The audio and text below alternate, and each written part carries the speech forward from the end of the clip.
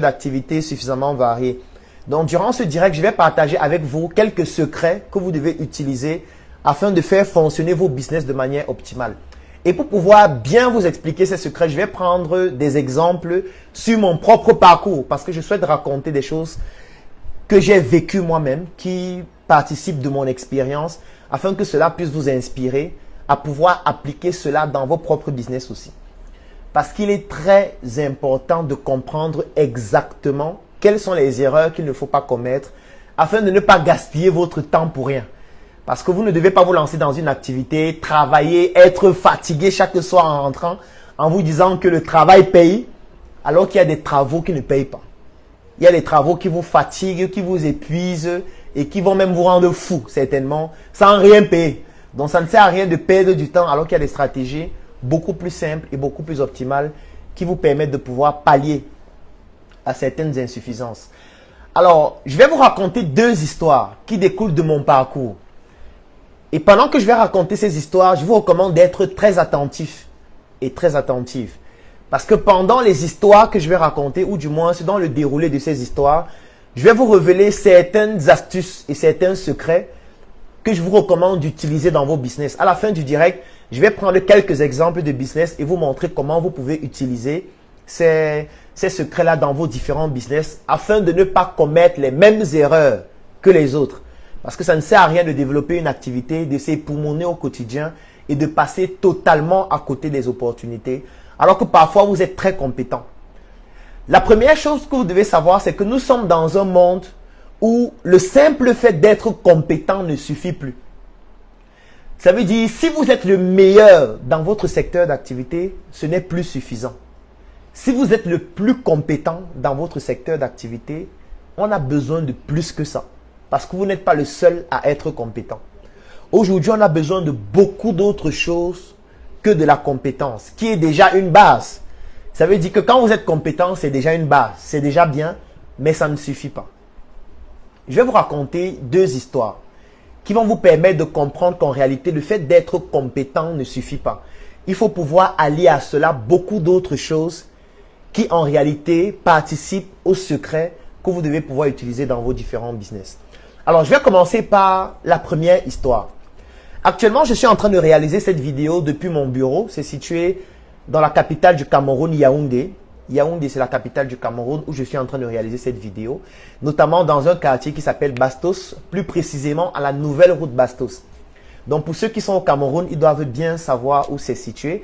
Et à la nouvelle route Bastos, donc, il y a donc un immeuble qui s'appelle l'immeuble Y Building ou Y Building en anglais. Et quand vous arrivez à cet immeuble, vous allez voir un grand totem qui est juste en bas de l'immeuble, qui est abrégé NRC. NRC, c'est le Numbisi Resource Center. Donc, c'est à partir de cet espace que je suis en train de réaliser cette vidéo actuellement. Là, je suis dans mon bureau, le Claudel Numbisi International Consulting. Certainement, en ligne, vous avez déjà eu à voir des vidéos où je parle de ce cabinet de consulting ou alors je parle des vendeurs du cabinet de consulting, etc. Donc, c'est à partir de cet endroit que je réalise cette vidéo. Alors, il y a beaucoup d'autres espaces à l'extérieur. Mais je voudrais vous raconter l'histoire de l'ouverture de cet espace qui a été inauguré le 4 septembre 2021. Alors, qu'est-ce qui se passe?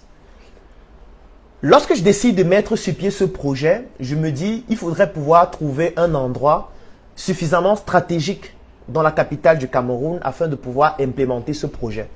Parce que nous souhaitons offrir des services d'une certaine qualité à une certaine tranche de la population, que ce soit des particuliers ou alors des entreprises, mais pas n'importe lesquelles. Et pour ça, étant donné que nous ciblons des entreprises qui ont un certain niveau, il faudrait que nous puissions nous positionner dans un endroit suffisamment stratégique qui permette de pouvoir cibler ces entreprises-là et d'être suffisamment crédible afin de pouvoir offrir nos services.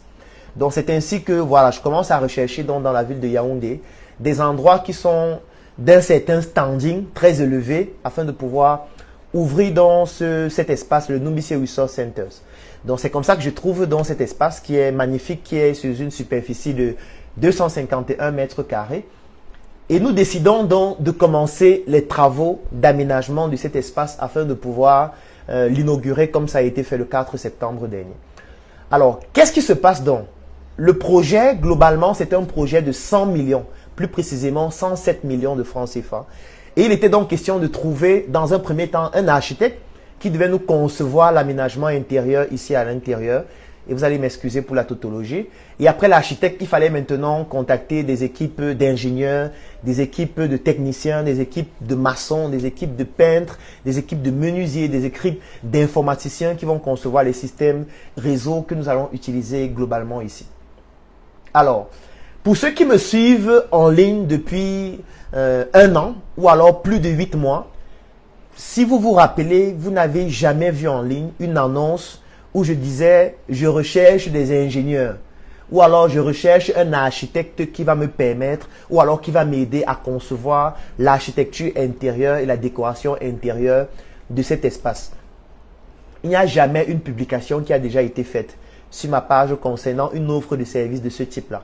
Que ce soit pour les ingénieurs, que ce soit pour les architectes, que ce soit pour les techniciens, que ce soit pour toutes les personnes qui ont travaillé ici. Et là, je parle de plus de 35 personnes qui ont travaillé ici pendant plus de 3 mois afin de pouvoir rendre cet espace en un espace paradisiaque et un espace vraiment extraordinaire qui nous permet de pouvoir travailler et offrir nos prestations de la meilleure des manières.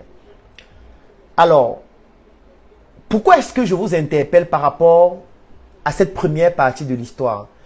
C'est du fait que vous êtes en ligne, vous êtes un ingénieur, vous êtes un architecte, vous êtes un maçon, vous êtes un menuisier, vous êtes un peintre. Parfois, vous êtes excellent. Ça veut dire que vous êtes quelqu'un de très compétent. Lorsqu'on parle de l'architecture, vous maîtrisez votre dossier. Lorsqu'on parle de l'ingénierie, personne n'a rien à vous enseigner. Lorsqu'on parle de la maçonnerie, vous êtes capable d'en parler pendant toute une journée. Mais le problème qui se pose, c'est que pour saisir les opportunités dans le domaine de la maçonnerie, dans le domaine de l'architecture, dans le domaine de l'ingénierie et tous les secteurs d'activité dans lesquels vous êtes, et notamment les secteurs d'activité que vous avez listés tout à l'heure en commentaire, il ne suffit pas seulement d'être compétent. Si vous êtes seulement compétent, ça ne suffit pas. C'est très insuffisant. Et je vais vous expliquer pourquoi. Parce que là, je viens de vous prendre un cas de figure d'un projet de plus de 100 millions où il y a plus de 30 personnes qui ont travaillé, mais ça n'a fait l'objet d'aucun appel d'offres. Ça n'a fait l'objet d'aucune publication. Ça n'a fait l'objet d'aucun avis de recrutement. Pourtant, il y a plus de 30 personnes qui ont travaillé ici, qui ont gagné beaucoup d'argent, qui ont réalisé ce marché et qui nous ont livré ce marché. Et nous avons inauguré le 4 septembre dernier. Et jusqu'à aujourd'hui, nous sommes en train de travailler dans cet espace. Et ce n'est pas terminé parce que chaque jour qui passe, il y a des travaux que nous réalisons. Par exemple, ceux qui sont passés au Numbisi Resource Centers, ces derniers jours, vous avez vu, il y a des travaux encore que nous sommes en train de faire. Il y a de nouveaux aménagements que nous sommes en train de perfectionner. Ça veut dire que chaque jour qui passe, il y a de nouveaux travaux qui sont faits. Il y a de nouveaux marchés qui sont gagnés par des entrepreneurs et par des particuliers. Il y a des nouvelles machines que nous achetons. Il y a du matériel informatique que nous renouvelons au fur et à mesure. En fait, chaque jour, chaque semaine, chaque mois, il y a des dépenses importantes que nous effectuons afin de pouvoir nous approvisionner, afin de pouvoir avoir du consommable, par exemple informatique. Ça peut être des disques durs, ça peut être des ordinateurs, ça peut être des formats, ça peut être des rames de papier, ça peut être de l'encre, ça peut être même de nouveaux écrans, ça peut être de nouvelles caméras de sécurité. En fait, chaque jour qui passe, il y a des dépenses qu'on effectue. Il y a d'abord la dépense importante de plus de 100 millions que nous avons effectuée pour pouvoir nous installer ici. Mais ça ne fait jamais l'objet d'avis de recrutement. Ça ne fait jamais l'objet d'appels d'offres sur Internet. Vous allez vous connecter sur ma page Facebook Dr Claudel Numbisi. Vous allez vous connecter sur la page Facebook de la Startup Academy. Vous allez vous connecter sur la chaîne YouTube de la Startup Academy ou sur mon profil Claudel Numbisi.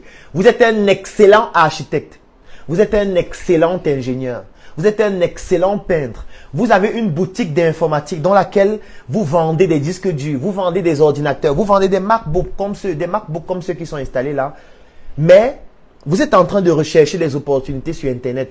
Vous vous attendez à ce qu'on vous appelle pour vous dire « Toi qui vends les ordinateurs là, voici une opportunité, viens nous proposer tes ordinateurs. Toi qui es un bon peintre là, voici une opportunité, viens faire la peinture. » Non, en réalité, ce n'est pas seulement comme ça que ça fonctionne. Ça peut fonctionner. Ça veut dire que vous pouvez avoir votre page en ligne, vous communiquez sur ce que vous faites, des personnes voient ce que vous faites et vous contactent. C'est pas mal. Mais en réalité, la plupart des grandes affaires et des grosses opportunités ne font jamais l'objet de communication aussi agressive, ou aussi directe, ou aussi ouverte. Non. Ça ne fonctionne pas comme ça. Et si vous attendez de saisir les opportunités de cette façon, ça ne va jamais fonctionner en réalité. Vous allez rester là et vous allez vous poser la question, mais pourquoi je n'arrive pas à m'en sortir? Vous allez vous poser la question, mais comment est-ce qu'il y a des marchés qui sont en train de s'exécuter dans la ville, dans mon pays? Je vois les immeubles monter tous les jours, je vois des boutiques être ouvertes tous les jours, mais on ne m'appelle jamais afin que je vienne offrir mes prestations, pourtant je suis le plus compétent. On ne va jamais vous appeler parce qu'en réalité, ce type d'opportunités ne se saisissent pas dans la lumière, mais se saisissent en dehors de la lumière. Oui. L'un des premiers secrets à retenir de cette histoire, c'est le fait que les opportunités se saisissent en réseau. Pour saisir les vraies opportunités, il faut être dans des réseaux. Parce que vous allez créer votre plateforme sur Facebook, sur Instagram, sur TikTok, sur Dicalo, sur toutes les plateformes que vous connaissez. Vous allez communiquer au quotidien sur ce que vous faites. Vous allez présenter vos prestations. Vous allez présenter vos réalisations. Vous allez même payer de la publicité afin de pouvoir toucher un maximum d'audience. C'est bien. Ça peut vous permettre de gagner des marchés. Ce n'est pas mauvais en soi. Ça développe votre visibilité, ça construit votre notoriété et ça stabilise votre, j'ai envie de dire, votre crédibilité sur le long terme. C'est une bonne chose. Mais en réalité, avec le temps, ça devient coûteux. Parce que chaque jour, il faut communiquer. Chaque jour, il faut produire des contenus. Chaque jour, il faut faire une vidéo. Chaque jour, il faut faire de la publicité en ligne. Chaque jour, il faut toucher de nouvelles personnes. Chaque jour, il faut toucher de nouveaux clients. Parfois, on ne se concentre même pas sur la fidélisation des clients existants, dont la stratégie est moins coûteuse, mais on se concentre sur le fait d'avoir de nouveaux clients. Et alors, ce qui se passe, c'est quoi? C'est que chaque jour, on va dépenser plus d'argent. Chaque jour, les budgets de communication, le temps mis en ligne pour avoir de nouveaux clients sera plus important. Si vous n'êtes pas en ligne et vous êtes sur le terrain, le temps de prospection sera plus long. Chaque jour, vous devez rencontrer 50 personnes, 100 personnes afin d'avoir la chance d'avoir 5 clients, 10 clients, 20 clients. Et ce qui va se passer, c'est quoi? C'est que plus le temps passe, plus vos besoins augmentent. Et quand les besoins augmentent, ça veut dire que les charges augmentent. Quand les charges augmentent, ça veut dire qu'il faut faire un chiffre d'affaires beaucoup plus important pour pouvoir supporter ces charges-là.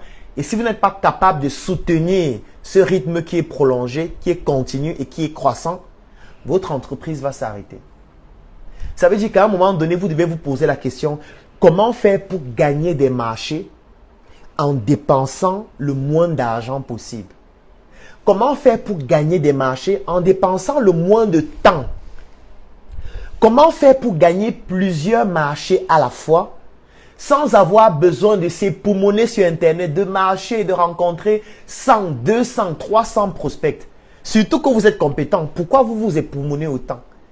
Comment faire pour pouvoir proposer mes services et les vendre au meilleur coût, aux meilleures personnes? C'est la question que vous devez vous poser.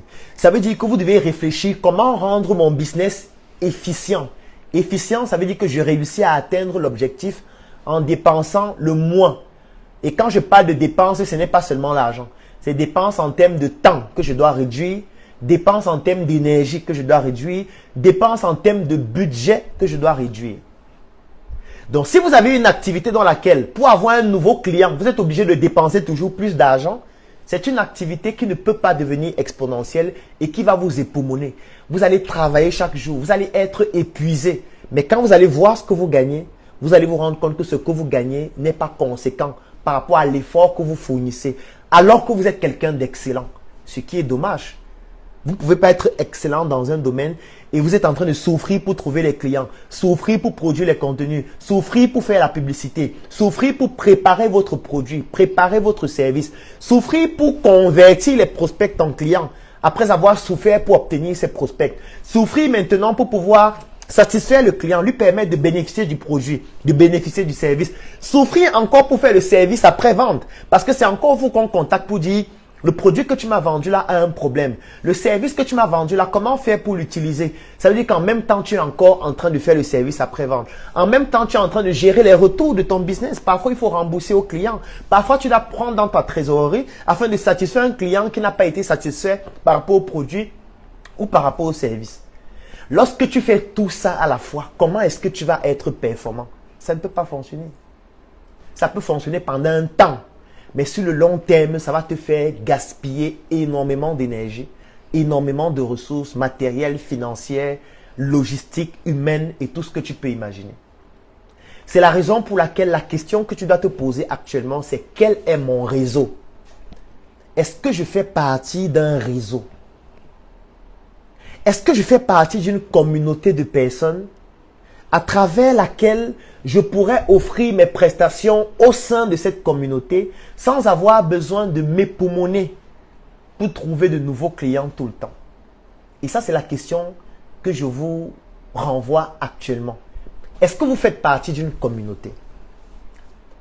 Est-ce que vous faites partie d'un groupe de personnes qui peuvent avoir besoin de vos prestations, de vos compétences, de votre savoir-faire et qui au quotidien, lorsqu'ils auront besoin de ce savoir-faire, vous allez être la référence ou l'une des références qu'ils vont sans cesse contacter?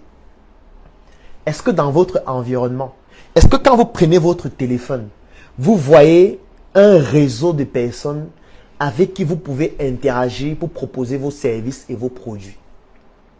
Est-ce que vous avez un réseau? Quand je parle de réseau, ce n'est pas un groupe sur Internet. Je ne parle pas d'un groupe qui est sur Facebook, qui est sur Dicalo, qui est sur WhatsApp, où vous causez de temps en temps, vous vous envoyez les prières. Non, ce n'est pas une question de groupe. C'est un réseau que vous êtes en train de bâtir, que vous êtes en train de construire, auquel vous êtes une partie fondatrice ou alors une partie qui permet au réseau de se développer. Et réseau dans lequel il y a un ensemble de personnes qui offrent des services et des produits.